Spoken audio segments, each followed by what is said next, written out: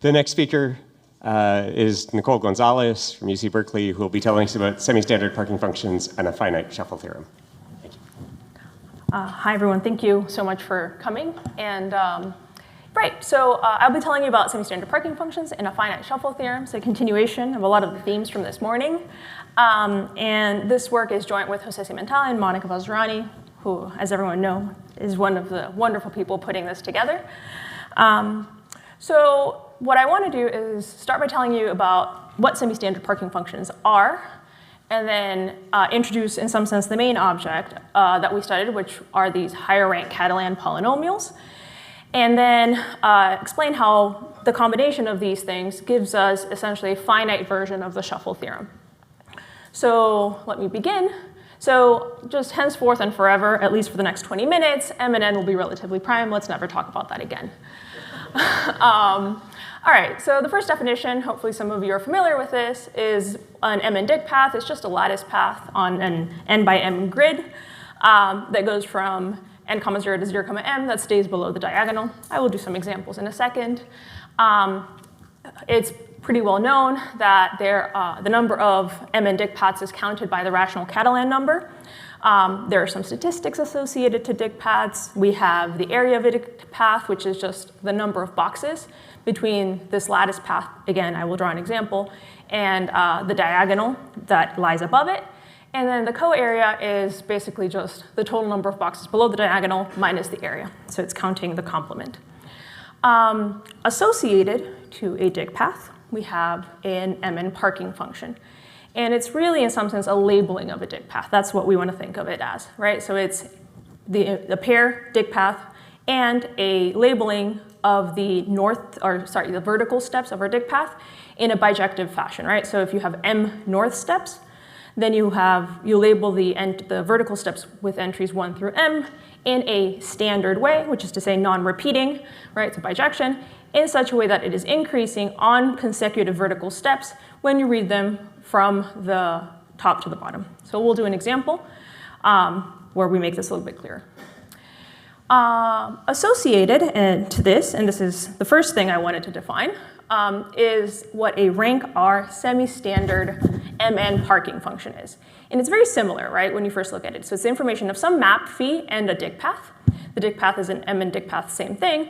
But now we're going to allow our labeling to be not necessarily standard. So R here might be bigger than M, it might be smaller than M, so we might have repeated values, or we might have values that are missing. But we retain the same condition that we are increasing on vertical runs. So the idea is that these semi-standard parking functions essentially interpolate between dig paths and standard parking functions, right? Dig paths occur when we're just labeling all of the vertical steps by the same entry, let's say 1. So the labeling isn't giving us any new information. And then when we force the map to be a bijection, R to equal M, we recover parking functions. So here's an easy example. These are the 3 possible parking functions associated to this dig path, right, the red path. And then this is an example, albeit a kind of a stupid example, but an example nonetheless of a semi-standard parking function, where, as you see, we're allowing the entries to be repeated. So in the same fashion, we can define a lot of the same statistics, right? We have a notion of area. It's just the area of the underlying dig path. We have the notion of a weight, right, which is just counting in the usual sense, as you do for Tableau, the weight of the filling, right? So in particular, any parking function will always have weight 1, 1, 1, 1, because it's standard. The weight of this last one is 0, 3, because it has 3 2s. And then, if you're familiar with this area, you know that a very common statistic is this statistic called the DINV. It's hard. And in order for us to define it in this context, we need a few more definitions. So that's what I'm going to define next. Sorry. Yes? In this example, could you just say what the area is? Yes, of course. So the area in all of these is 0. Because there's no full use. Because exactly, if you count the number of fully contained squares between the path and this diagonal, there are none. But the co-area is 1. The co-area is easier to count a lot of the times. Yeah. All right, so in order for us to define DINV, we're going to need a few more things. We're going to recall the affine symmetric group. These are just bijections from Z to Z that satisfy some sort of periodicity condition and, in some sense, a normalization condition. associated to an affine permutation, we can consider affine permutations that are n-stable. And this is essentially telling you that you're not going to have inversions of height n. And we're going to let this be the set of all n-stable affine permutations. So there's a beautiful theorem of Gorski, Mazin, and Vazirani, all three of whom I saw today, says that there is an explicit bijection between the set of Mn parking functions and these n-stable affine permutations. And so what that allows us to do is to define the codinv of a parking function in terms of the affine permutation it corresponds to under this map. And in particular, what their definition says is that the codinv is going to be given precisely by the number of inversions of height at most m of the associated permutation. And so in much the same way that we can define area and co-area as just kind of complements of each other, we define div and codiv the same way. All right, so how is this helpful for us? Because what we want to do is define div, but for semi-standard parking functions. So what we want to do is basically construct a variation of this, or an extension of their results. So the first thing we defined is, well, we can't use affine permutations. So instead, we defined what we called an affine composition. So an MR affine composition is, again, just a function from z to z, no longer a bijection, right? And rather than this being m and this being m, we have kind of an MR periodicity. So slight variation. We still have a very similar normalization condition. And then condition 2 is the only one that looks a little bit different, right? Which is just telling us that the pre-image of the values 1 through r has exactly one element from each residue class mod m. All right, so this is an MR affine composition. And you really want to think of it as compositions are to permutations as affine compositions are to affine permutations. We're allowing repeated values, right? So what is one of our first theorems is the statement that there's an explicit weight-preserving bijection from the set of semi-standard parking functions, right, these parking functions with repeated values, to the set of n-stable MR affine compositions, right? So instead of regular parking functions and affine permutations, we have these variations where repeated values are allowed. And here, the weight-preserving actually matters because for semi-standard parking functions, the weights vary, right? You don't always have the 1-1-1 weight. Now, we won't need this for today's talk, but it is worth mentioning that Gorski, Mazin, and Vazirani actually proved a lot more than just that bijection. They proved that the affine Springer fiber in the full affine flag variety has an affine paving indexed by these parking functions. And what we did is we extended these results also for the setting of semi-standard parking functions. Right? Namely, we showed that if you replace this the full affine flag variety with the parabolic affine Springer fiber, that you also have an affine paving and that these affine cells are indexed by semi-standard parking functions. Now, I haven't defined what codiv is yet, but in this kind of geometric setting, the codiv has actual geometric meaning. In particular, it measures the dimension of the corresponding affine cells. So if you're wondering why we bother defining it like this, if you're familiar with some sort of a laser array definition, part of the motivation is because it ties very nicely in with some deep geometry here. Okay, so what is codiv? I can finally define it now. So we're going to say that to any semi-standard parking function, we can define its standardization by basically composing the map that sends parking functions to affine compositions and then mapping it back to parking functions. And that's what allows us to define the div of a semi-standard parking function, is just the div of its standardization, right? So again, this is just a map that sends semi-standard parking functions to parking functions. And so here, we're just defining it in the same way as we did for parking functions, as inversions of height at most m. So it sounds really kind of complicated, this definition, but it's not so bad when you actually kind of pull out of the algebra and you focus on the combinatorics. So here's kind of the recipe for computing it very quickly, where you don't see this map at all. So we're going to define this function called the Anderson function. And what it does, just ignore the formula for a second, look at these pictures and look at the little gray numbers in each of the corners. Right? So what this is doing is it's basically you start with 0. Every time you go down a lattice point, you add 4, because here n is 4. And then every time you move to the right, you subtract 5, because m is 5. So in the bottommost corner, you always have m times n. So why is this labeling helpful? because it turns out that to standardize the semi-standard parking function, all you do is you read the entries in order. So here, the 1 gets a 1.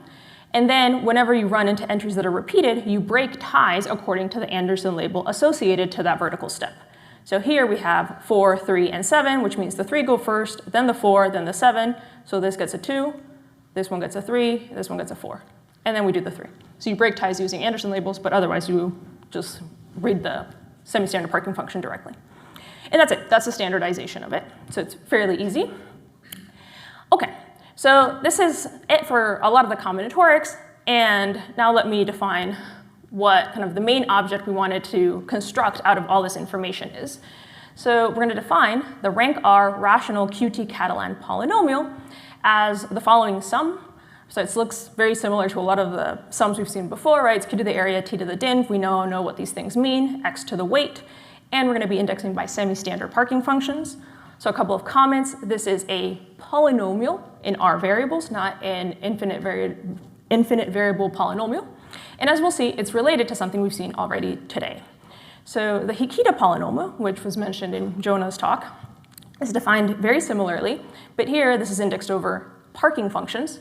And this is an honest function, not a polynomial. This is an infinite number of variables. Here, Q is Gessel's quasi-symmetric function. So it turns out that the higher rank polynomials, just like semi-standard parking functions, interpolated between dig paths and parking functions, these polynomials interpolate between rational Catalan numbers and the Hikita polynomial in the following sense. So if you set R equal to 1, you recover a multiple of the rational Catalan number. And if, in some sense, we let R go to infinity, this inverse limit allows us to reconstruct the Hikita polynomial, which is equivalent to say that the Hikita polynomial, when you truncate it to any number of variables, you get exactly these polynomials back. And so in particular, as a consequence, we get that these polynomials are sure positive, symmetric in Q and T, and symmetric in the X's. All right, so why do we care about these polynomials? Well, to understand some of their meaning, aside from the combinatorial value, I need to talk about what the rational shuffle theorem is.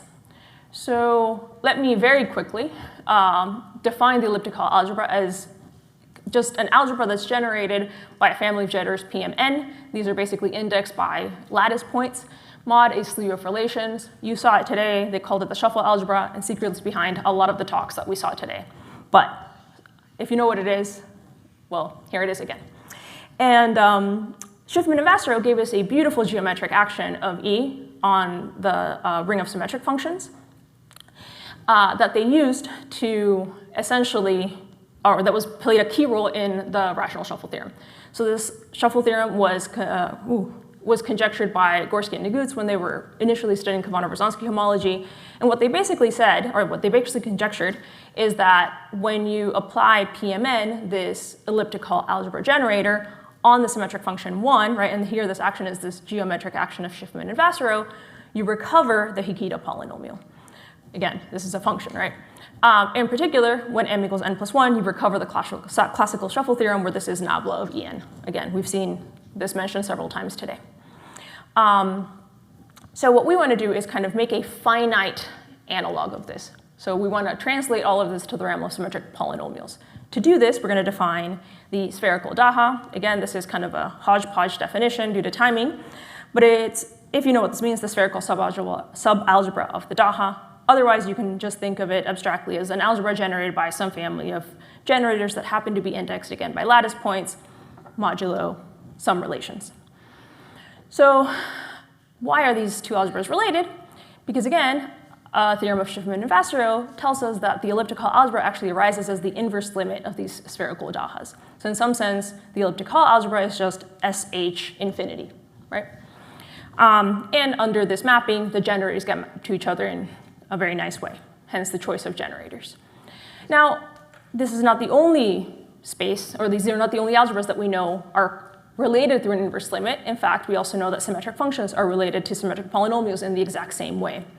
And so what that means is that this geometric action of the elliptical algebra on symmetric functions constructed by Schiffman and Vasserow is going to induce a geometric action of the spherical Daha on symmetric polynomials. And once we combine that with our result, where that the Hikita polynomial is this inverse limit of the higher rank rational Catalan polynomials, what we get is essentially a finite analog of the shuffle theorem, right? Where here, these generators are the generators of the spherical Daha acting on the symmetric polynomial 1, right? Where here, this action is, again, this induced geometric action. And then, of course, on the right-hand side, we have the polynomial that we just defined a few slides ago. Okay, so this is all well and good. But one question that you might ask is, can you tell us more about this action? Do we know how to describe it more explicitly? Because all I gave you in this slide is that it's some induced geometric action. Maybe you want to know what the generators are doing on the nose. And the answer is we sort of know, but not really. So here's what we do know. So there's a classical polynomial representation of the spherical Daha on the ring of symmetric polynomials. Right, this is known as the polynomial representation.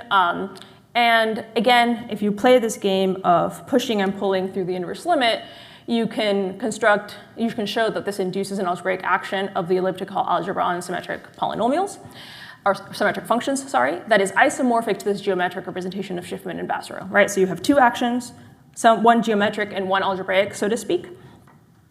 And in particular, these two actions are not just isomorphic, they're isomorphic precisely through the plethism that exchanges the McDonald polynomials P lambda and the modified McDonald polynomials H lambda tilde.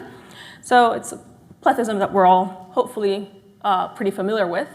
And what we were able to show is that, indeed, this geometric representation that's induced on the spherical Daha, or that's induced on the spherical Daha from the geometric action of E, that action is isomorphic to this polynomial representation that's very well studied, and that isomorphism is precisely a kind of truncated plethism. It's a truncation of this plethism to some very specific subalgebra. Unfortunately, you'd think, well, maybe that just gives you the explicit action that you're looking for. Not quite, because first of all, the plethism is hard, and yeah, it's just complicated to actually push it through. That's the short story. Even at r equals 1, right? So if you try to actually work it through, the spherical Daha for r equals 1 is not that hard, but you should be getting on the Catalan side the Catalan numbers, which are already very complicated. So I don't have the answer for now explicitly for this, but hopefully next time we meet, I will know the answer. And thank you.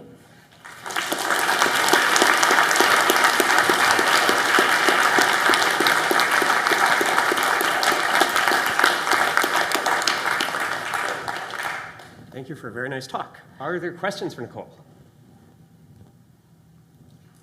I have a question, actually. Yes. Is there a zeta map in this sort of setting? Like a sweep map. Yeah. Oh, sorry. He asked, is there a zeta map?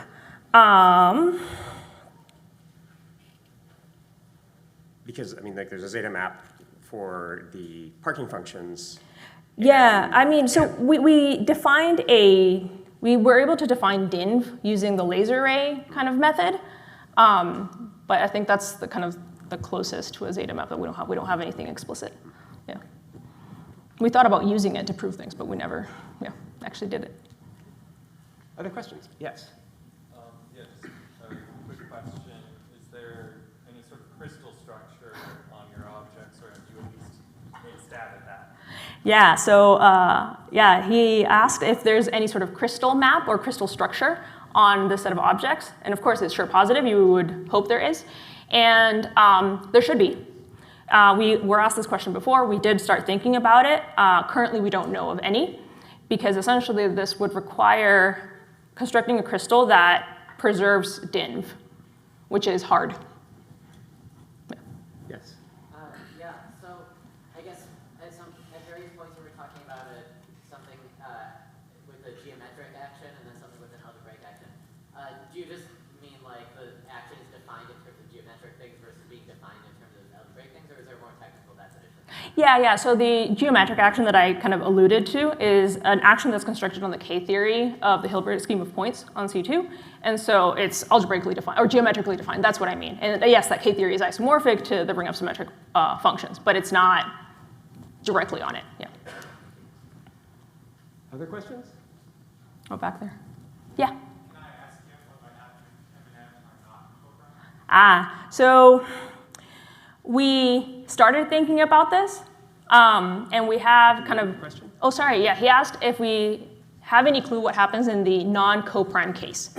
So we started thinking a little bit about this, and in the full paper, the second paper that shows up there, we do have a Bisley formula for the rational, or yeah, the kind of the Catalan number version of this, not the polynomial version of this. But past that, we weren't able to push it through, and a lot of the problem stems from the geometry, I believe, that it doesn't really hold. Yeah. Other questions? Okay, let's thank Nicole again.